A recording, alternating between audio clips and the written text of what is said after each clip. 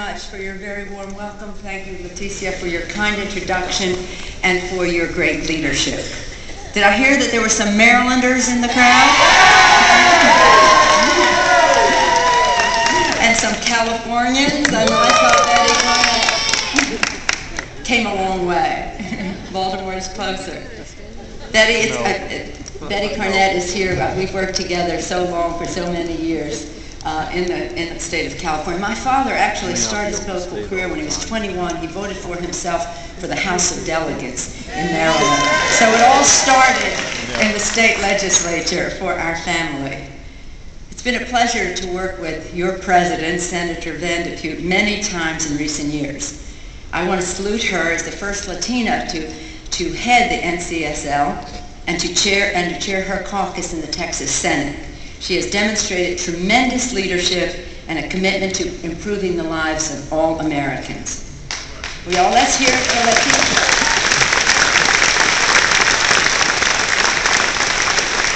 I have enjoyed working with her, and I know we'll continue to do so. I also look forward to working with your new president, your president-elect, Donna Stone.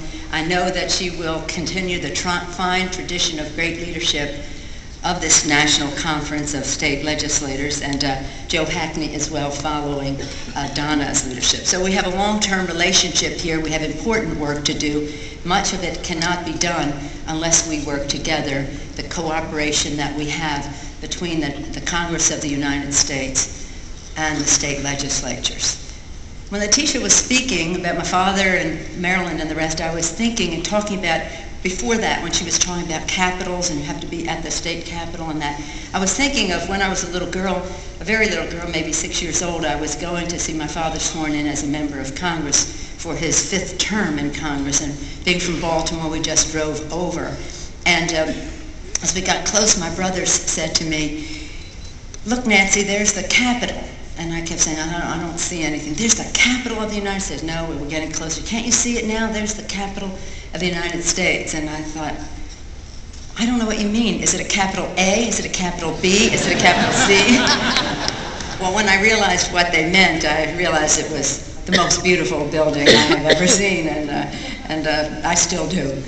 In any event, I want to recognize the Massachusetts Senate President as well, Therese Murray. Thank you for your hospitality, and I know that the Speaker of the House is here, Salvador Damasi. Salvador, thank you for making this wonderful hospitality possible.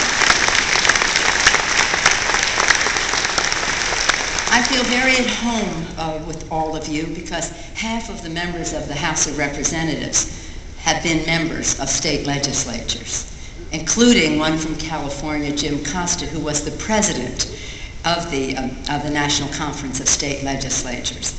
So every day they tell me, this is how we would have done it.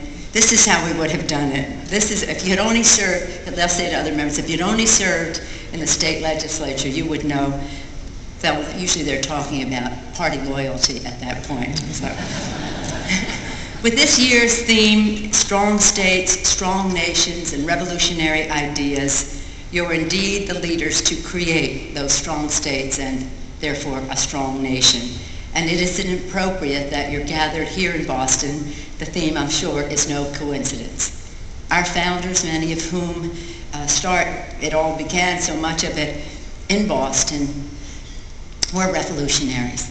They were disruptors of the status quo. They so believed in what they were doing. They had so much confidence, so much faith in themselves, in the future, and God, and in our country, that they went forward so boldly. That is the tradition of our country, it is our history, and it is how we should approach our future. Today I come before you for 2 reasons. To thank you for your leadership, for your bold, disruptive, magnificently disruptive leadership, and again to report to you on some of the issues before Congress, most of which were brought to fruition in the past week. So this is sort of let's all get current on what happened in Congress last week. We recognize that all the items on our agenda cannot be achieved unless we work together. The state, the national, the local governments working together. Yes, Madam President. Look forward to that. And so what are our responsibilities on how we keep them? Our first responsibility is to keep the American people safe, how we protect our country, how we grow our economy with good paying jobs in the United States, how we strengthen our families in order to strengthen our states and strengthen our nation, and how we preserve our planet, and how we do so in a way that echoes. In other words, you have ideas that are springing from the states. You do so in a bipartisan way. You have to balance your budgets, and you also have to, you are laboratories, you are models, examples for the country. We learn from you. That law will fundamentally change the way the President, the Congress work with state and local governments dealing with matters related to terrorism, fighting terrorism, making us all more unified and more effective, and our country safer. The bill closes loopholes and weaknesses that terrorists would exploit and leave America vulnerable. Under this legislation, more federal funding for Homeland Security will now be focused on parts of the country that are at greatest risk. By securing loose nuclear weapon material abroad, this bill will help prevent terrorists from acquiring weapons of mass destruction. That is the biggest threat to our security, that they would acquire some radioactive material, put it in a container or on a plane, and that would be our biggest threat. And therefore, our bill requires that 100% of shipping containers be scanned and sealed abroad at the port of debarkation before they ever reach our shores. From home, that is why we also appropriated the biggest increase, $6.7 billion for our nation's veterans, the largest increase since the establishment of the Veterans Administration 77 years ago.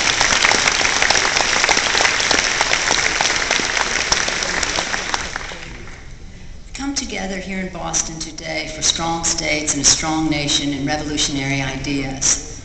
When I heard the baby, I don't think that was crying, that beautiful sound. When I heard the baby's voice, I couldn't help but think, here we are in Boston, home, this area, home to John Adams, our second president.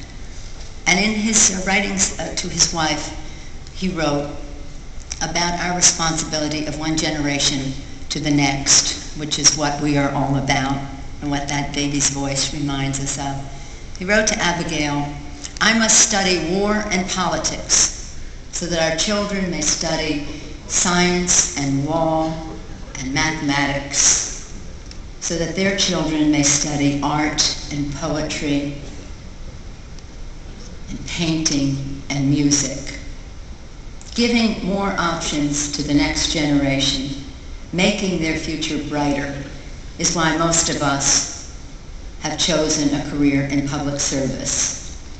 Of course, much of it, as I said earlier, began here, and I think the President's statement, President Adams' statement, speaks to that responsibility of one generation to the next. Our responsibility is to build a future worthy of the sacrifice of our men and women in uniform, worthy of the vision of our founding fathers, and worthy of the aspirations of our children. Thank you to NCSL for leading the way. God bless you, and God bless America. Thank you.